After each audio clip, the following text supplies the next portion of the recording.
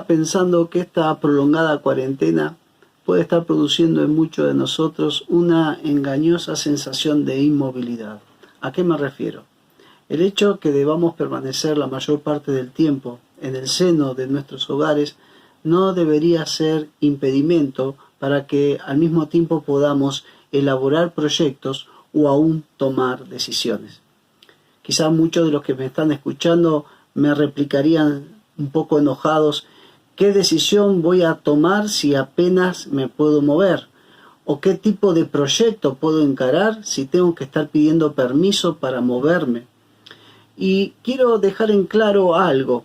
Una cosa es elaborar, meditar una decisión, y otra cosa es llevarla a la acción, llevarla a la práctica. Se los ejemplifico con un ejemplo de la historia.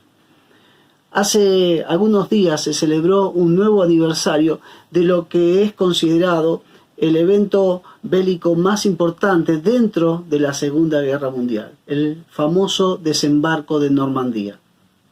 Ese día se acercaron a las costas del norte de Francia un total de 200.000 soldados entre norteamericanos, ingleses y canadienses, para poder hacer cabeza de playa en esa costa del norte de Francia y poder avanzar para derrocar finalmente al Tercer Reich.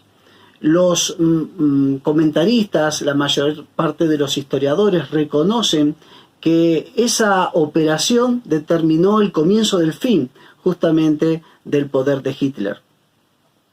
Esa decisión se llevó a cabo un 6 de junio de 1944, pero se elaboró y se decidió en diciembre del año anterior, en una conferencia en la ciudad de Teherán, en Irán, cuando se reunieron justamente los presidentes de Estados Unidos, Rusia e Inglaterra. La decisión se tomó varios meses antes, pero se llevó a cabo el 6 de junio del año 1944.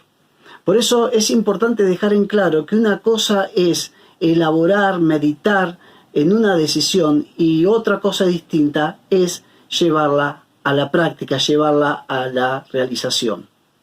Ahora, no es solamente cuestión de que en nuestras vidas debamos tomar decisiones, sino que debemos tomar decisiones correctas, decisiones sabias, buenas decisiones, decisiones que traigan bienestar a la vida nuestra, pero también a la vida de los nuestros.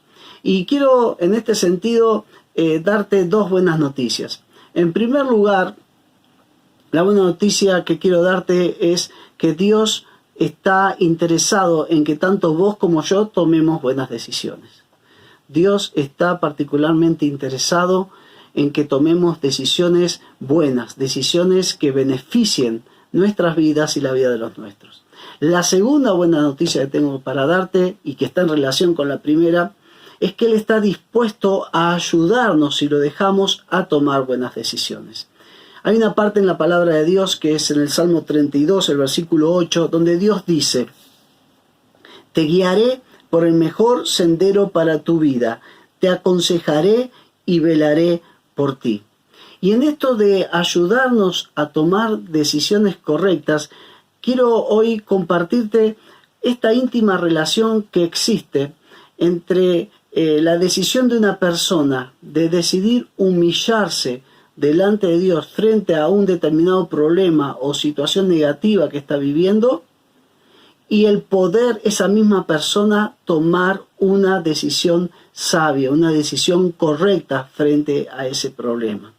Para ver esta íntima relación que existe entre humillarse frente a una determinada situación delante de Dios y el tomar una decisión buena, una correcta decisión, vamos a ver la vida de un personaje de la Biblia que se llamó Nehemías. Aquellos que quizá no lo conocen, podemos plantearlo a Nehemías de la siguiente manera. Nehemías fue alguien que en uno de los peores días de su vida tomó una de sus mejores decisiones. Si ustedes van al libro de Nehemías en la Biblia, van a encontrar en el capítulo 1, versículo 1, capítulo 1 y algunos de los versículos siguientes, de que Nehemías era un judío que, como tantos otros de su tiempo, habían sido arrancados de su país y llevados en cautiverio muy lejos.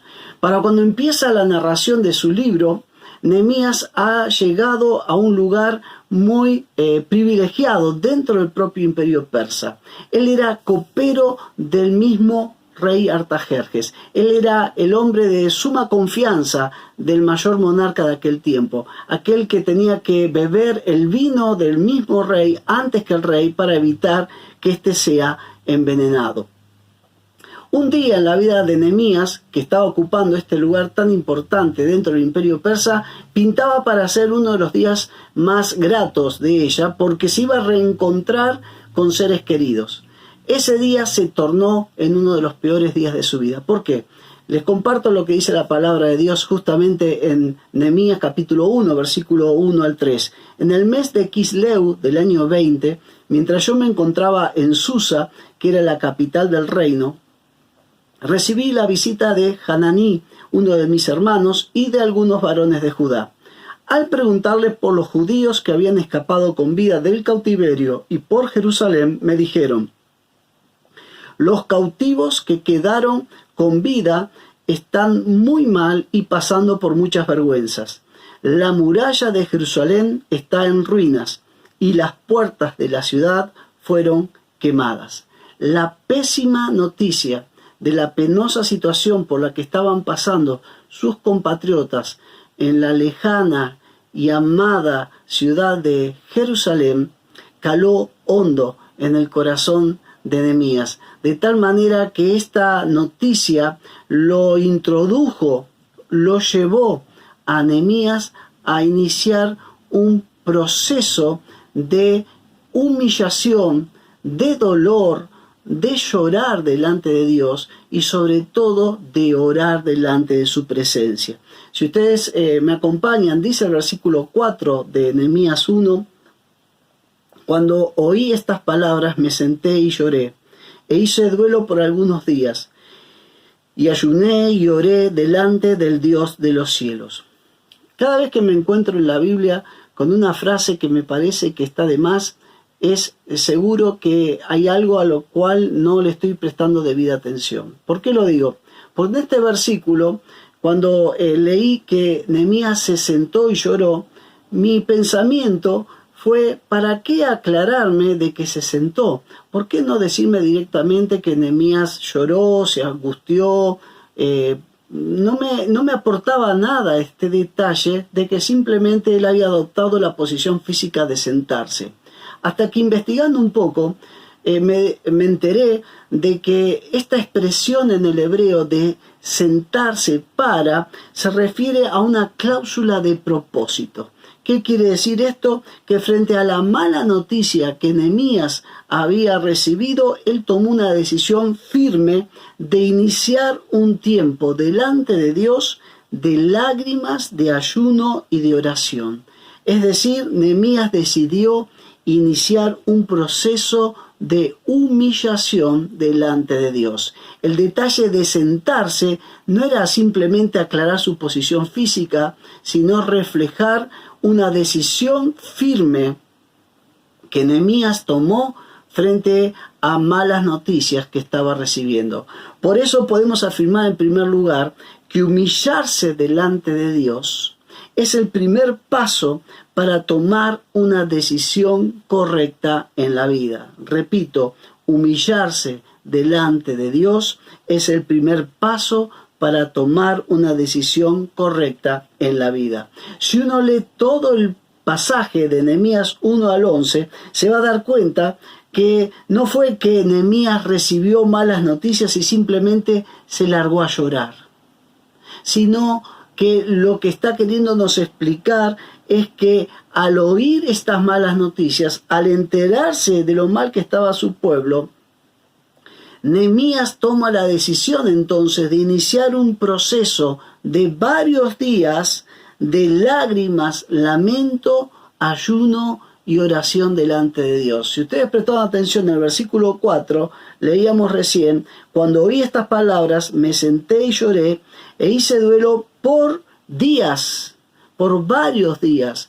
Fueron varios los días que Nehemías dedicó, consagró a directamente presentarse delante de Dios, llorar delante de su presencia y orar a Él. Aquí nos habla de una decisión, pero una decisión que no solamente tomó Él para sí, sino que si ustedes miran todo el pasaje, llegan al versículo 11 y escuchen cómo termina orando Nehemías.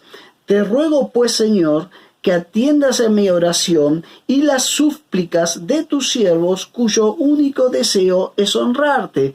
O sea que invitó seguramente Nehemías a sumarse a su oración a aquellos compatriotas que tan mala noticia le habían dado. Ahora, ¿cómo fue esta oración de Nehemías?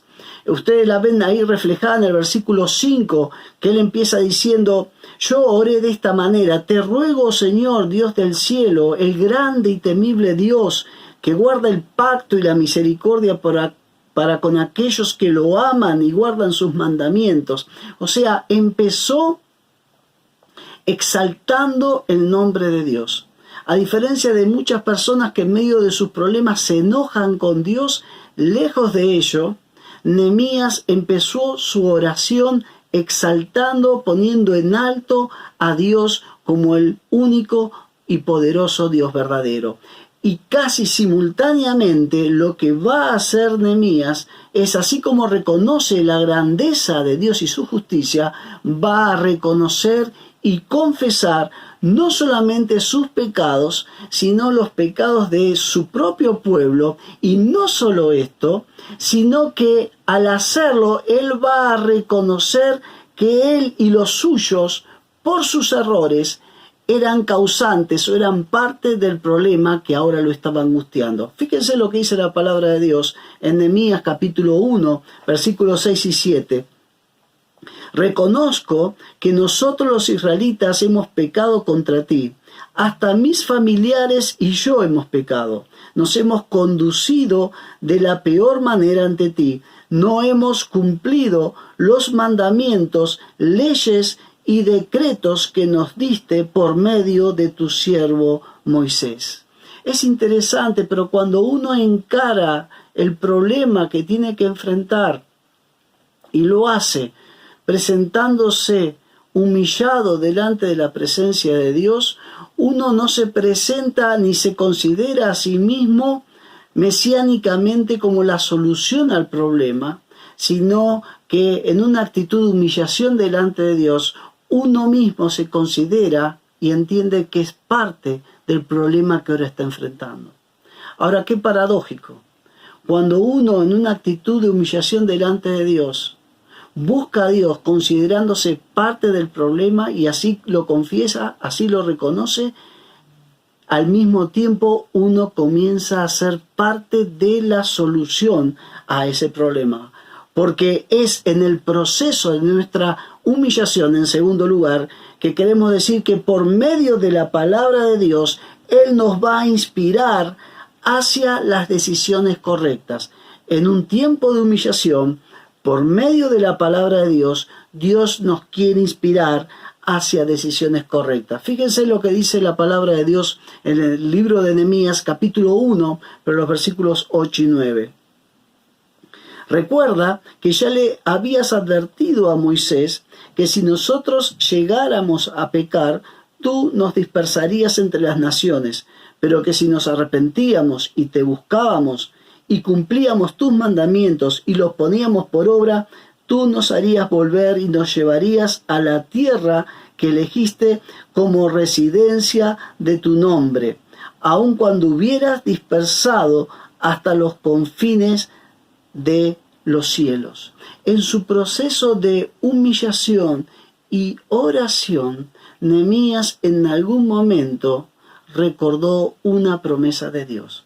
Una promesa que está en el libro de Deuteronomio, en el capítulo 30, en los primeros 5 versículos. Y esa promesa afirmaba que si el pueblo de Dios, por su pecado, era dispersado entre todas las naciones de la tierra, si ese mismo pueblo de Dios se arrepentía, Dios mismo se iba a encargar de hacerlos retornar a su propia tierra.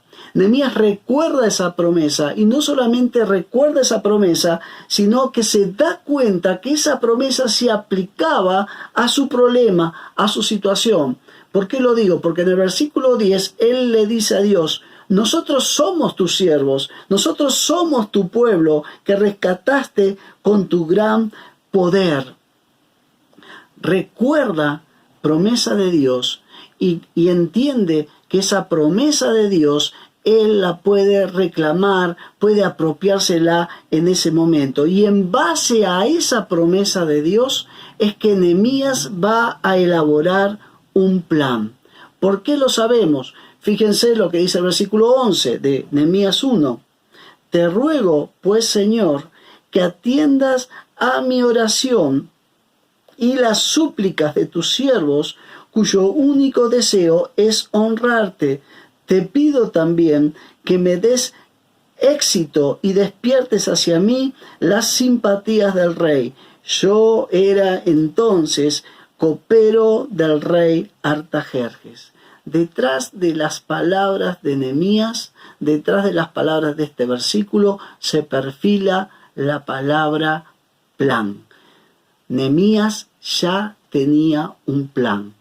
Nehemías, en su tiempo de humillarse delante de Dios, Dios lo inspira con una promesa de su palabra. Nehemías entiende que esa promesa se aplica a su situación y sobre la base de esa promesa, él elabora un plan que en su primer parte lo iba a llevar a Nehemías a aprovechar su confianza con el propio emperador para pedirle ayuda, un plan que además iba a implicar seguramente dirigir personas para retornar a su propia tierra, pero personas que más que dirigirla el propio Nehemías, más que protegerlas el propio Artajerjes, monarca persa, esas personas, según la promesa de Dios, iba Dios mismo a encargarse de llevarlas y restaurarlas a la tierra. Y este plan era restaurar también los muros de la ciudad. Todo eso Dios fue poniendo en el corazón de una persona que, frente a una situación que lo angustiaba, que le comenzó a pesar en su corazón, reaccionó inicialmente en humillación. Entonces vemos que humillarse delante de Dios es el primer paso para tomar una decisión correcta. Humillarnos delante de Dios es el primer paso a un plan exitoso. En segundo lugar, en el proceso de nuestra humillación y por medio de su palabra, Dios nos quiere guiar a tomar decisiones correctas. Ahora, ¿cómo sé si la decisión que estoy por tomar, la decisión o el plan que estoy elaborando es de Dios o es una simple idea mía? Bueno, la primera prueba se la hemos dado hace unos instantes, cuando decíamos que si hay una promesa de Dios detrás de ese plan, muy probablemente ese sea un plan de Dios. Si tu plan es de Dios, alguna promesa, por lo menos una de la palabra de Dios, te tiene que dar aliento e incentivo a luchar y a seguir adelante con ese plan. La segunda prueba de que si ese plan que estás pensando, esa decisión que estás elaborando es de Dios, nos la da el propio versículo 11. En su primer parte, fíjense la oración, recordamos la oración de Nehemías. Te ruego, pues, Señor, que atiendas a mi oración y las súplicas de tus siervos, cuyo único deseo es honrarte. Cuyo único deseo es honrarte. La decisión que estás por tomar es para que el nombre de Dios sea honrado. El plan que hay en tu corazón hará que Dios sea reconocido y exaltado por las personas que te conocen o rodean. Esa es una segunda gran señal de que ese plan es realmente de Dios. Si procura sobre todas las cosas exaltar su nombre. Proverbios 19:21 dice que el hombre hace muchos planes, muchos, pero solo se realiza, solo se cumple el propósito divino. Podés elaborar muchos planes, pero solamente se van a hacer una hermosa realidad aquello que responde al propósito de Dios. ¿Por qué lo digo esto? Porque en el peor de tus días, en el peor de mis días, es natural y es humano tomar decisiones y elaborar planes erróneos, planes destinados al fracaso desde su inicio. ¿Saben por qué? Porque son planes mayormente inspirados en deseos de venganza o de revanchismos. Cuando ese es el origen o la fuente de nuestros planes, esos planes están destinados al fracaso. Dice el Salmo 37:8, deja la ira y abandona el furor, no te irrites, solo harías lo malo. ¿Querés fracasar en lo que estás proyectando? ¿Querés que tu plan quede simplemente en el papel? Hacelo inspirado y movido por la ira, por el furor, por la irritación, porque si lo haces así, estás garantizando un mal plan para tu vida. Solo aquel que está dispuesto a empezar humillándose delante de Dios, es decir, aquel que inicia su respuesta frente a las malas noticias, a la mala situación, que comienza exaltando a Dios, reconociendo el poder de Dios y al mismo tiempo su pecaminosidad, aquel que comienza declarando el poder y la sabiduría de Dios y al mismo tiempo sus limitaciones y falencias, es aquella persona que tiene garantizada las decisiones correctas aún en el peor de sus días, porque lo va a hacer con una actitud de dependencia, de hacerlo en una íntima relación con Dios. Aquel que encara así sus decisiones está en condiciones de responder de la mejor manera, de la manera más beneficiosa en el peor de sus días. El mismo Salmo 37, el versículo 5 nos dice, pon tu camino en las manos del Señor, confía en Él y Él se encargará de todo.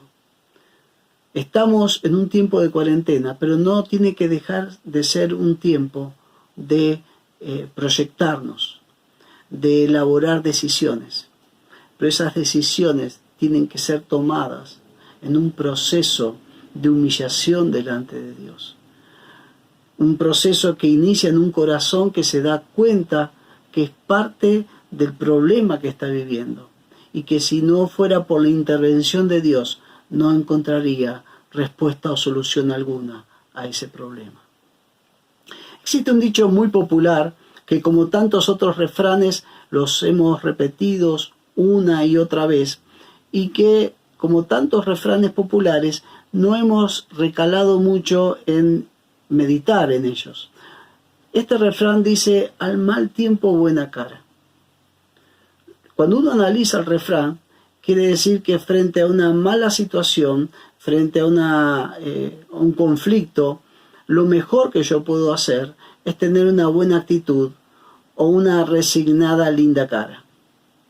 Y creo que de la mano de Dios, nosotros al mal tiempo podemos ofrecer algo mejor que una buena cara. Y lo que podemos ofrecer, si dejamos que Dios nos ayude, es una buena decisión y un buen plan. Porque va a ser una decisión dirigida por Dios y porque va a ser un buen plan, porque Dios va a ser quien lo va a gestar si le pedimos su ayuda. Al mal tiempo, más que una buena cara, vos podés responder con una buena decisión y un mejor plan. Pero para que esto sea realidad, Dios tiene que ser el Dios de tu vida. Dios tiene que estar presente en tu vida. Él tiene que ser lo más importante en tu vida. Y Él tiene que ser quien dirija e influencie tus decisiones de cada día.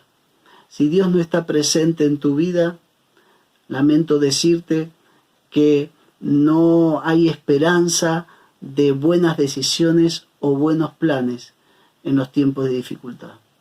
Necesitas de Dios, necesitas de que Él venga a tu vida, de que Él entre a tu vida y que Él pueda obrar aún en el peor de tus días y te pueda inspirar a tomar la mejor decisión para vos y para los tuyos. Si vos querés en este día invitarlo a Dios a que sea parte de tu vida, a entrar a tu vida, yo quiero guiarte con una sencilla oración.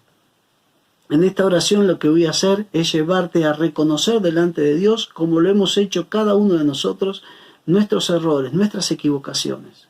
Y al mismo tiempo confesar que crees que Dios puede perdonarte eso. Y no solamente puede perdonarte, como lo ha hecho con cada uno de nosotros, nuestros errores, sino que puede venir a vivir a nuestra vida y darnos un nuevo comienzo. Si querés orar conmigo, repetí estas palabras, hacelo pensándolo y hacelo de todo corazón. Señor Dios, en este momento reconozco que tú solo eres Dios y que en ti está el poder y la sabiduría para tomar buenas decisiones. Pero Señor, quiero tomar hoy la mejor decisión de mi vida. Por eso ahora reconozco que he pecado, pero también confieso que creo que Jesús es Dios y que Él en una cruz pagó el castigo de mis errores. Entra a mi vida, transfórmala y ayúdame en el peor de mis días al tomar las mejores decisiones. Oro a ti en el nombre de Jesús. Amén. Si has tomado esta decisión, queremos saber de ti, queremos que te pongas en contacto con la iglesia de alguna manera. Queremos, como siempre decimos, acompañarte en esta decisión que has tomado y en estos primeros pasos hacia una nueva vida en la cual Dios es el que te dirige, el que te inspira y el que te da aliento para enfrentar cada uno de los días de tu vida. Que Dios te bendiga grandemente.